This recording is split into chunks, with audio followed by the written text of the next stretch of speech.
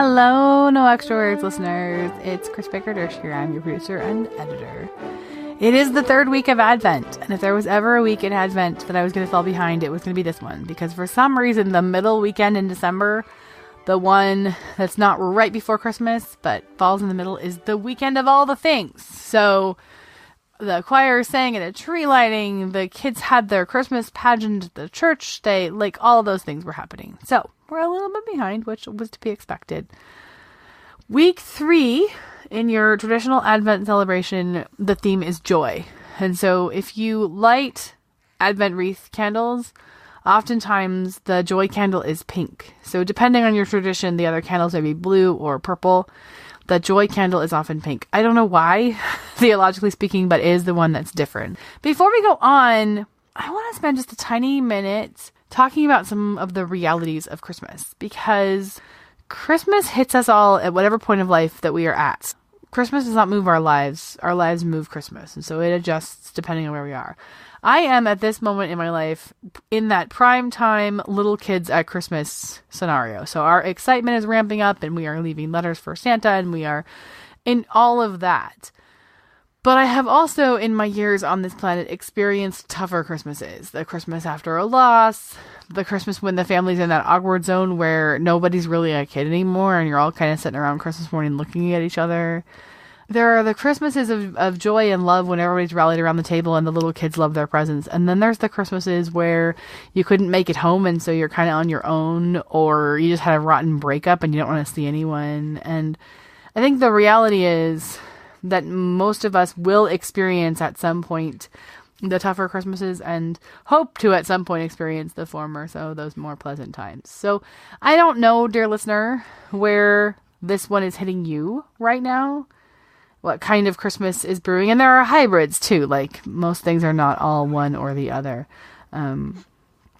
But I don't think we spend enough time acknowledging some of the tougher aspects of this holiday season. It's a lot of pressure. It's a lot of stress. There's a lot going on. And I think especially in this age of social media, there's a lot of pressure to look good, to look like you are having the most fun in the world for those Instagram shots.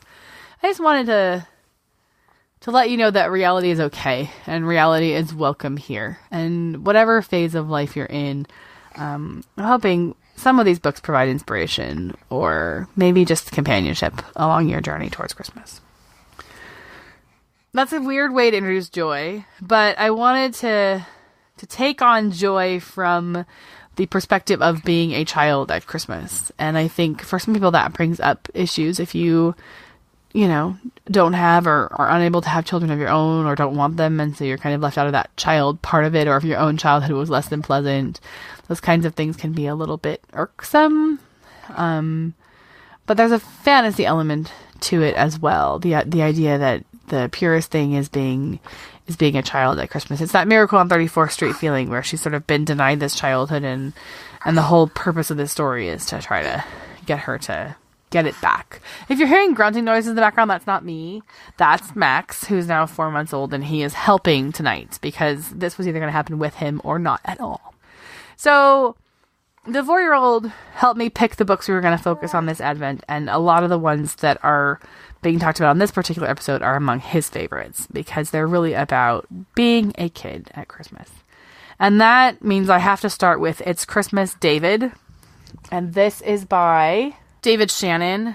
David Shannon wrote No David. David Shannon's illustrated a lot of things. He wrote No David, which I want to say he won a Caldecott or a Caldecott Honor for. Caldecott Honor. And it was entirely based on his childhood of being the kid who was into everything and kept being told no to not touch that. And so that's where No David came from.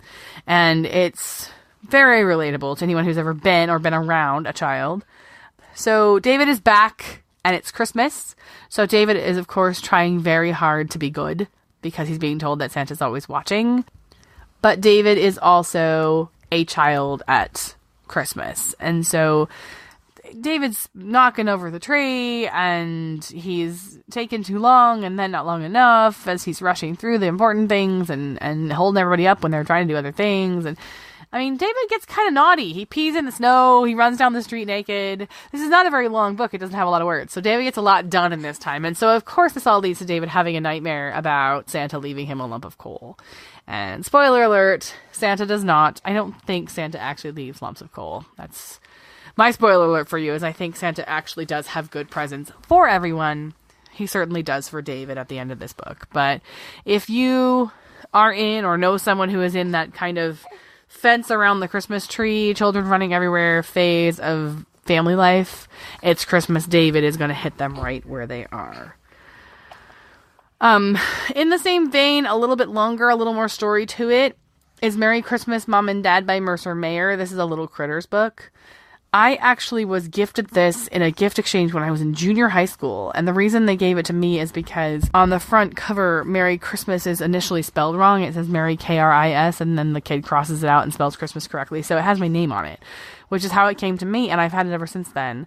I've always liked the book, but certainly having kids has helped give it more context in my life, because of course this is the kid who wants to help with everything. So he helps with the wreath by nailing it to the wall, and he helps with the ornaments by breaking them, and he, I'm sure I am not the only parent out there who's been gritting their teeth and trying to channel patience as they want so badly to help and to be involved and to be a part of things, and it would be easier to just do it and get them out of the way. But that, of course, is not the point. And so embracing the messiness of doing this holiday with children is a big part of this. One of the things I do like about the literature this time of year is it's very accessible to kids. You can include even the littlest kids in some of the classic literature. The Night Before Christmas, or A Visit from St. Nicholas is its original title, is a great example of that. And I've got a book here. Janet Samuel is the illustrator of this edition. It's a board book edition, and her illustrations are so accessible. They're cute, they're whimsical, they're glittery. It's amazing what to change an illustration can do to make this book completely accessible to your youngest of readers in board book form. And so it's never too early to start sharing with them those classics. I mean, even doing Mickey's Christmas Carol or the Muppets Christmas Carol and getting some of those really classic stories under their belts early on is totally doable. My next book is The Littlest Angel, and I'm going to read the inscription inside it. It says, "This book belongs to Katie from Marge, Christmas 1978. Katie is my sister. Marge is my aunt. And so somehow along the way I have stolen this book from my sister. But Christmas 1978, I would have been a month old. So that is an interesting time in my family's life. The Littlest Angel is a classic story. Goes back a long way. The theology of it is a little weird, and it can be a little heavy if you think about it too much for young children. Having said both of those things, I read this book a ton as a child and loved it. The Littlest Angel has come to heaven at the age of 4, and finds heaven to be a very serious place and isn't really cut out for it, because all the other angels are placidly singing in the choir or doing those things. And this little angel is chasing his halo down the street and just wants to go home and play. And there's an understanding figure in the book who knows exactly what it's like to be a child and what a child needs in heaven. It is a kind of a weird story. And like I say, it's easy to overthink it and to think about what brought this 4-year-old to heaven. But it is a beautiful little book, and it captures perfectly that essence of being a child. It's not really about Christmas, but it lands in my Christmas collection because it's about angels. And it was clearly one of the 4-year-old's favorites because it landed in his pile of books that I should talk about on the show. I did a nativity book last week. I'm going to do another one. This is another board book, and this is called A Child is Born. This is by Margaret Wise Brown. It's a poetic little story of the nativity.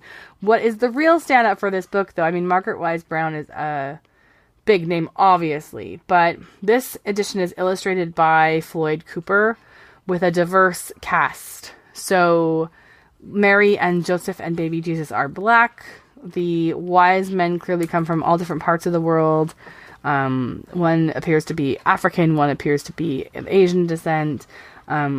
So it's really hard for a lot of kids to see their faces in the literature of especially Christmas, because Christmas books and movies tend to really come from this one time period. Actually two. They're either very Victorian or they're very 1950s. It's like those are the two eras that all the movies, all the music, all the everything seems to come from. And neither one of those eras are strong on representation. So Black Nativity is always a great thing to see for all kids. And kids get it really easily. I think we're worried we'll confuse them. My 4-year-old grabbed this book, pointed to the cover and said, "Hey, Mama, is that baby Jesus?" Yeah, it is. This is not hard to figure out. One of the things I was always in the market for when I was a children's librarian was a really good secular Christmas read aloud. And one of my favorites is Merry Christmas, Big Hungry Bear by Dawn and Audrey Wood. So if you know the Big Hungry Bear, you know him from The Little Mouse, the Red Ripe Strawberry, and the Big Hungry Bear, which is a classic book for your toddler preschool set. So colorful, vibrant illustrations, just huge like spreads of these beautiful, colorful pictures of this mouse who's being taught to be afraid of the Big Hungry Bear, but is there another character he really should be afraid of? So that's the Little Mouse, the Red Ripe Strawberry, and the Big Hungry Bear. What I've got here is Merry Christmas, Big Hungry Bear. The mouse is so ready for Christmas. He's got this big tree. He's got these beautiful presents. I'm telling you, you could live in these illustrations. They are gorgeous. And the narrator, there's always this unreliable narrator to these stories. The narrator is telling him to keep his presents away from the bear. But then the narrator reminds him that the bear is all alone in his cold, dark cave, crying, and nobody gives him presents. So late Christmas Eve night, the mouse dresses like Santa in a classic storybook trope and takes all of his presents up to the Big Hungry Bear. And there's a race against time because, of course, it has to go quick because the Big Hungry Bear is peeking. Hi, Max. Are you talking to everybody? And, of course, it ends well because you never meet the Big Hungry Bear in either book. He's always an off-page character. But there's some reciprocity for Little Mouse at the end of it. It's very Christmassy, very colorful, at the same time completely secular, all about the gift of giving, and makes a great sort of ecumenical read aloud. I would pair it with, if I was doing a holiday story time, I usually made the themes of my holiday story times about giving rather than about Christmas. And so I would pair that book up with one about birthdays, and there was one about like a Vietnamese New Year that was a classic that I would use, and a poem or two from the Winter Lights book, which we talked about last week. And that way I could cover holidays in general without being Christmas specific, and then have a craft project all around the kids making something to give. So that was how I would do holiday story time in a public library setting to really try to be inclusive. I feel like you can do that if you are inclusive of all the holidays. Having said that, if I'm going to be in a public setting and I'm trying to be inclusive of all the holidays, I'm going to try to stay away from the Jesus parts, just to be fully inclusive.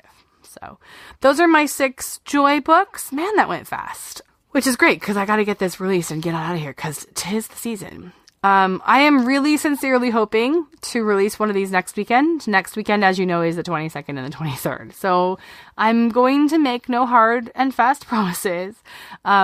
The nice thing is we do the 12 days of Christmas in my house. So if this is late and comes out after Christmas, you can still enjoy the festivities if you choose to. We know we will be. These books will not go away in my house until the 5th of January when they'll be packed up and stored for another year. The theme of the 4th week of Advent is love. And we are going to interpret that here as home, family, and tradition. So the final 6 books are going to be all about how we celebrate Christmas and the traditions of this holiday. We're going to venture back a little bit into the land of the adult books, as well as doing some picture books too. And these are all on Instagram and Goodreads if you want to pop over there and see how I'm doing cataloging the winter holiday book collection. Would love to have you come by and be friends. That's instagram.com/noextrawords or goodreads.com/noextrawords. I hope you're having a wonderful Advent. I hope in the midst of this busy season, you're taking time to curl up with somebody, whether it's yourself, your cat, your kids, your significant other, whoever, or an old lady in a nursing home who could use a reading friend, whoever it is you're sharing stories with. Enjoy them in this season of coziness, and I will talk to you guys very, very soon.